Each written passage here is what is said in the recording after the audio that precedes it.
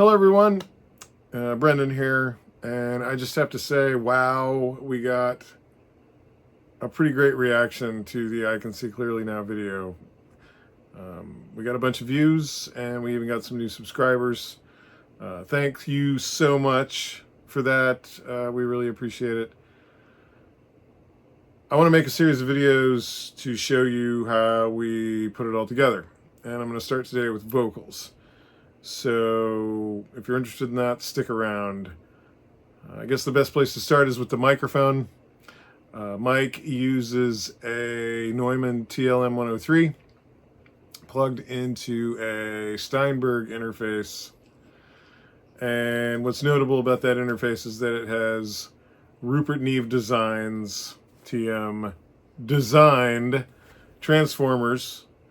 I'm assuming those are the coupling transformers and not the balanced input transformers. But anyway, that's the deal. If you're not familiar with Rupert Neve Designs, it's a very high-end audio equipment manufacturer. Anyway, Rupert Neve is no longer with us, but the company Rupert Neve Designs continues on. So moving on, once he gets his vocals recorded, he sends them to me, and I throw them into Reaper. So that's what we're going to do next. We're going to jump into the talkie box, and I'm going to show you the next steps.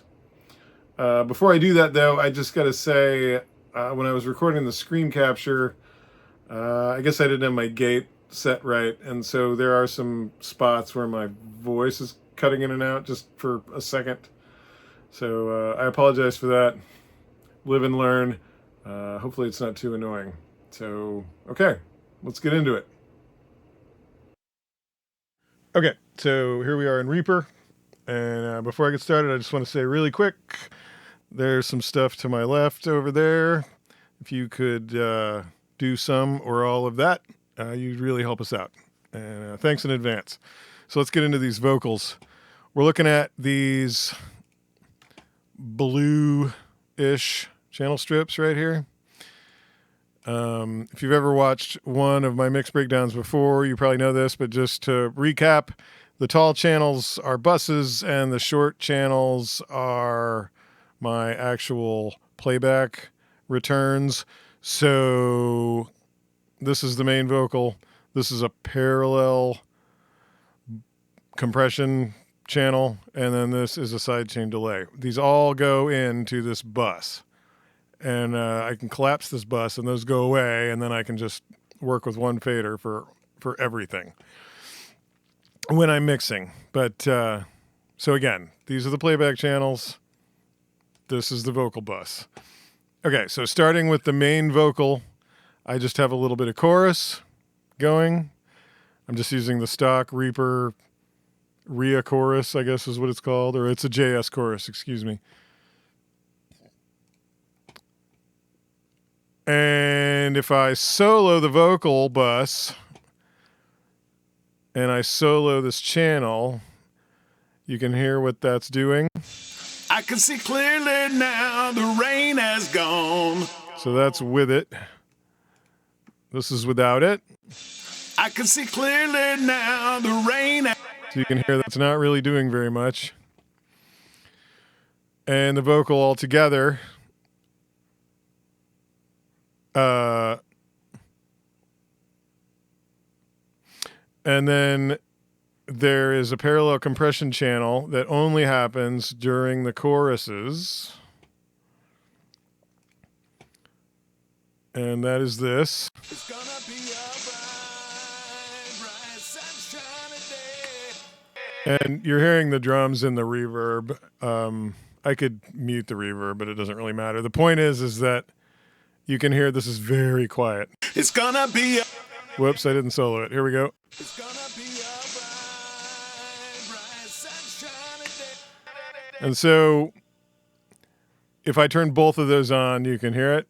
It's gonna be a bright, bright sunshine. That's with the parallel compression. This is without the parallel compression. It's gonna be a bright.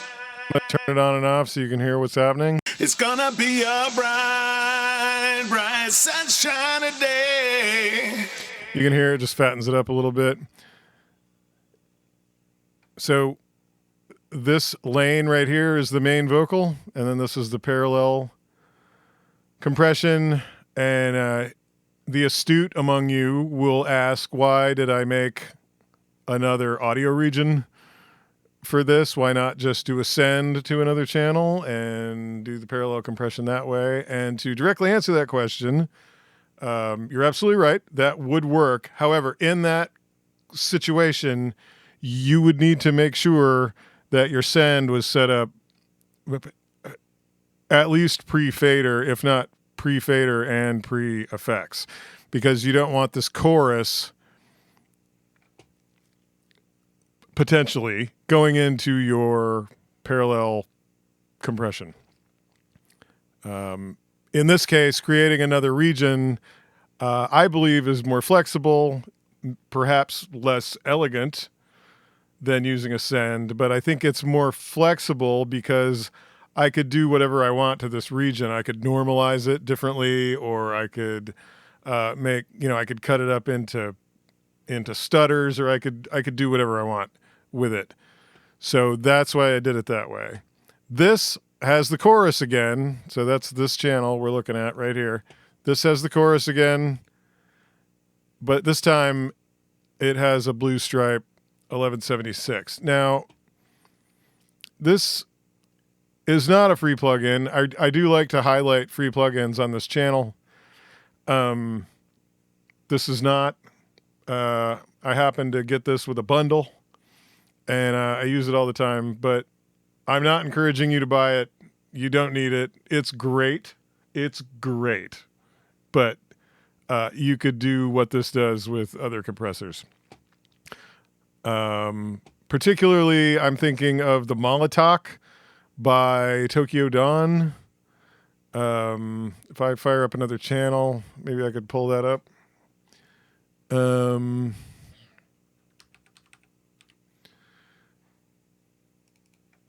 Yeah, here's what that looks like. So this is another really great compressor that you can use to beat up vocals. Anyway, it's free. So go to Tokyo Dawn Records website and you can download this plugin. Anyway, so the reason I'm using this compressor is because it has a lot of saturation. And I find on a rock vocal, and I say I find, but this is a very common compressor to use on a male rock vocal because it adds this kind of really, really subtle grit to it and really makes it pop out of the mix. I'm not trying to pretend I'm the guy that thought of that. Okay, it wasn't me. That's been the use of this compressor, even the hardware version, for decades. Anyway, that's why I'm using it here. And if I roll this track, you can see that I'm really beating this thing up. In fact, I'm in the right place. So watch the gain reduction here. It's gonna be a bright, bright, sunshiny day. So you can see I'm not really burying the needle, but we're getting down to 10, 12, 16 dB of gain reduction, right? And again, that's just blended in with the main vocal.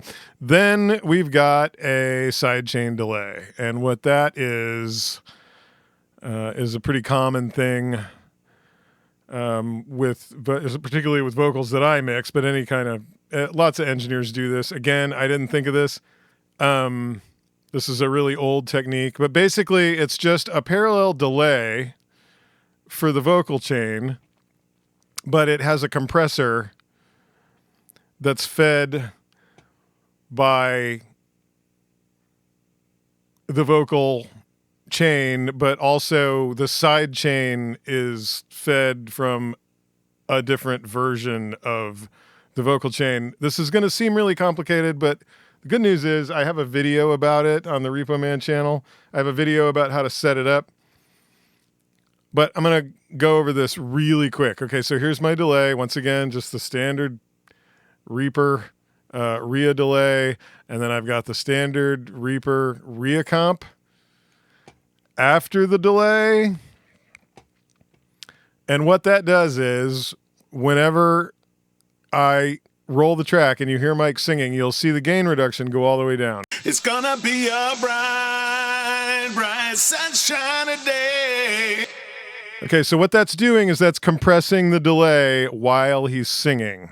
So it's not in the way of the vocal. But then when he stops singing, it releases and you hear the delay kind of come up from the depths. Here, check it out again. You'll really hear it when I hit stop, okay? It's gonna be a bright, bright. It's gonna be a bright. Right? So the delay is ducked when he's singing, and then when he stops singing, it comes up. So that's what we're doing there. And then all of this goes into my vocal bus, which has an EQ. I'm using the Analog Obsession SSQ. The way this plugin company, it is technically free, but the way this company works, you can. He has a Patreon campaign, so you can contribute $1 or $5 or whatever you want per month, and download all these plugins. But you can also download them for free.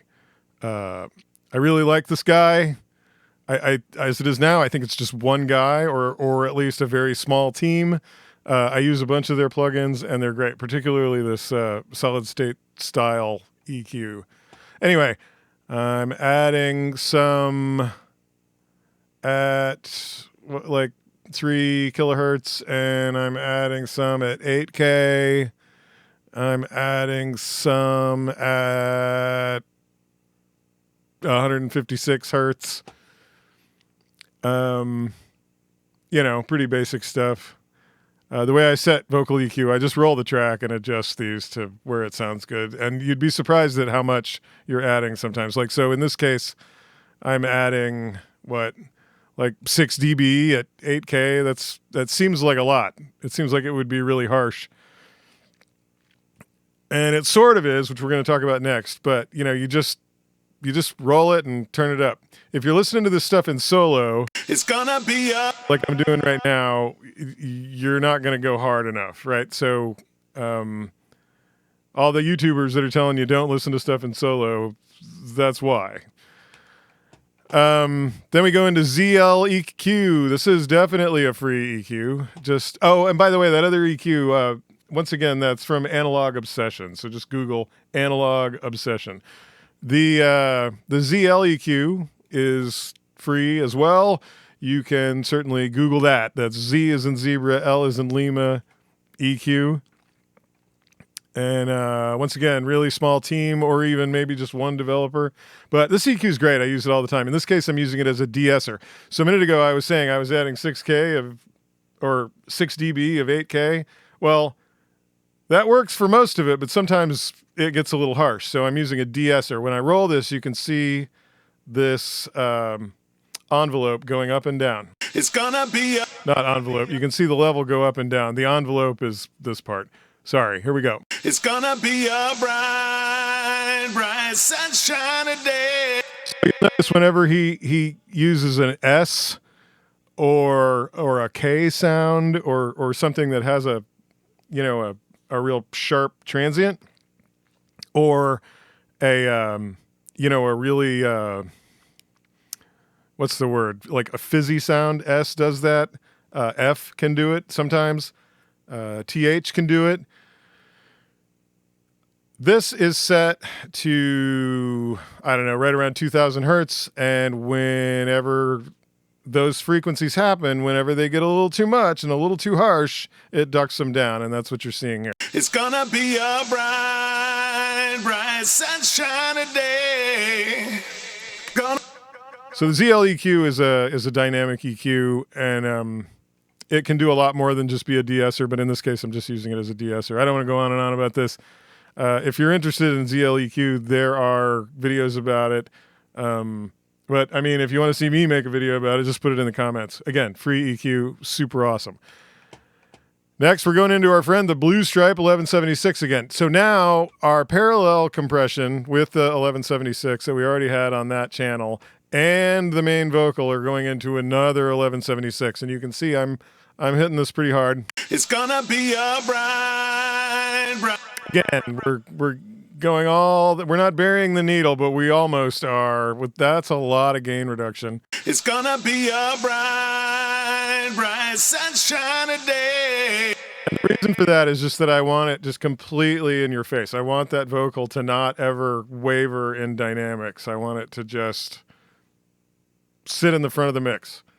And the best way to do that I know of, and again, I didn't think of this, the best way that I can think of to do it, and the best way that a lot of people will tell you to do it, is with just a boatload of compression. So that's what we're doing.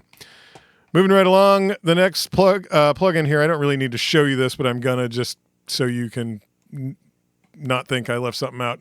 This is a return mixer.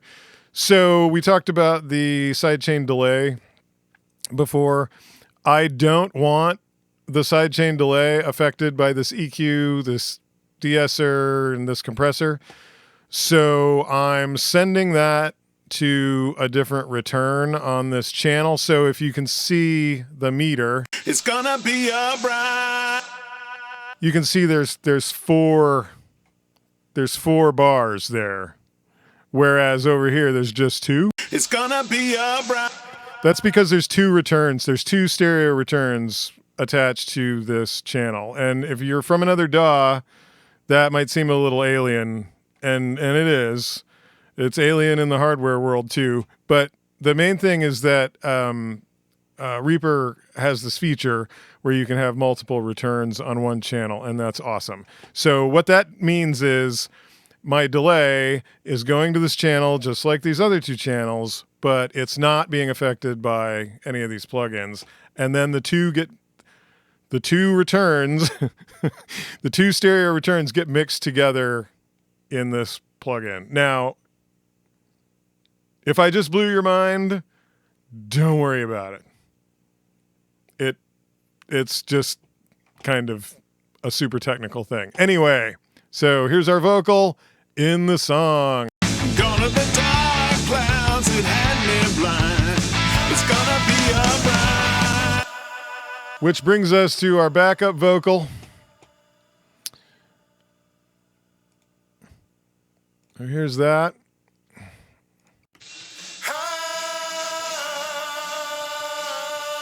So that's me singing. Here I've just got a high pass filter, high passing right around 500 on both. And it's going into another blue stripe. You can see I'm beating it up. Same thing on this one. And those are going into this bus, into, you guessed it, another 1176 blue stripe. And I'm killing it again. The thing here is I've got this high passed so much, you'll notice there's not a lot of low end in it. That's these high pass filters doing that, right? And so because of that, they're not hitting the compressor very hard.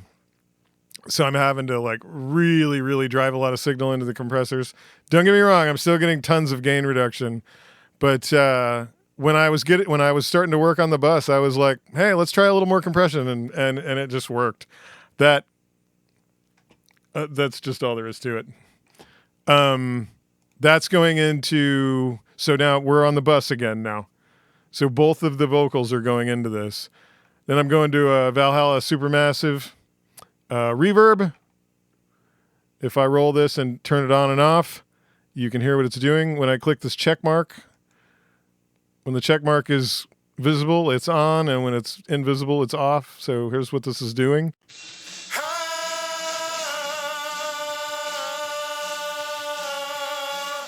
So it's adding a little bit of modulation and some delay. Kind of in the... It's delay, but it's also kind of a very reverb-ish delay. Anyway, it's just an effect I threw on there. And then our friend, the SSQ, again. And it looks like, again, I'm adding stuff at 8K and 3K again. And again, I'm adding quite a bit. And okay, so this looks like I'm using basically the same EQ setting as I did on the other vocals. The only other thing to note about this is that this pair of vocals, they're panned hard left and right, right? So if I play these with them in the center, sounds like that, but hard left and right, you can hear now we get that width. There's really only one other thing to say about these vocals. And of course, this applies to the whole mix, but I just want to show you this. I have this thing that I've been using for the last, 6 months or something, called an Airbus. Again, I didn't think of this. It was taught to me a million years ago. Not a million years ago. It was taught to me 20 years ago by a producer. But I've only ever used it with vocals. And then, I don't know, about 6 months ago, I decided, hey, what happens if I run the whole mix through it? And I love what it does. So I'm going to solo this, and you're going to hear it.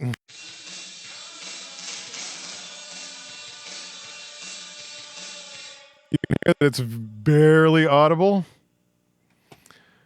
What this is, another ZL equalizer. I'm taking away everything below 1,000 hertz. And then I'm using a dynamic band again to do like the same thing we saw with the de-esser, but I'm doing it for everything from 1,000 hertz up. And you can watch it work here.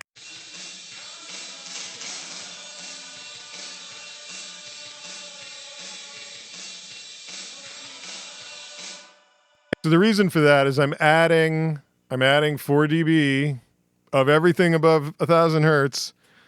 But again, it's getting really harsh. So I have this just kind of maintaining it. The thing is that when the harsh frequencies kind of fade away, it comes up really quick.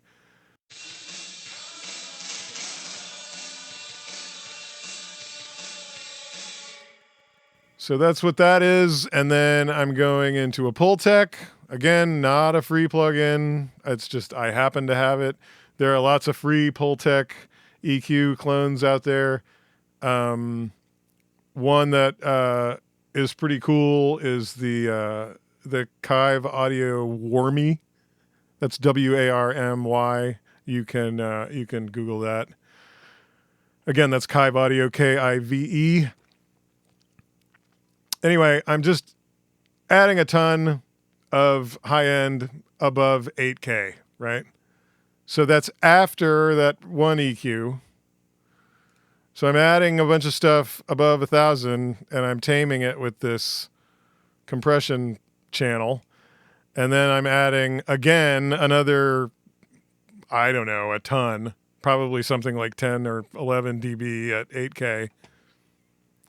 And then all that goes into a different 1176 compressor.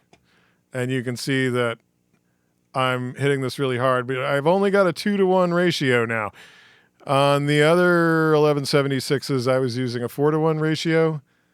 This particular 1176, it's kind of weird. It's kind of a hybrid of a bunch of different 1176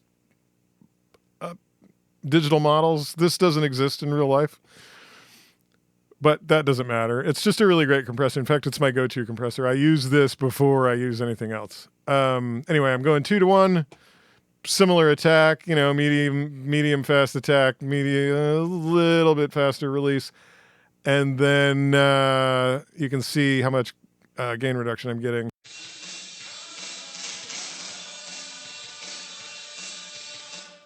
A ton of gain reduction. Now, here's the interesting part. I'm going to solo the vocals, and I'm going to mute this thing. When you see this button is red, it's muted, right? You'll notice when I do not have it muted, the vocals are nice and open sounding. And then when I mute it, they crunch down and get really bunched up. Okay, so here, listen to this. It's gonna be a bright, bright sunshiny day. Gonna be a bright, bright sunshiny day.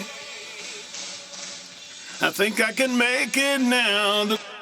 And it's interesting because it works on the whole mix is going through this, right?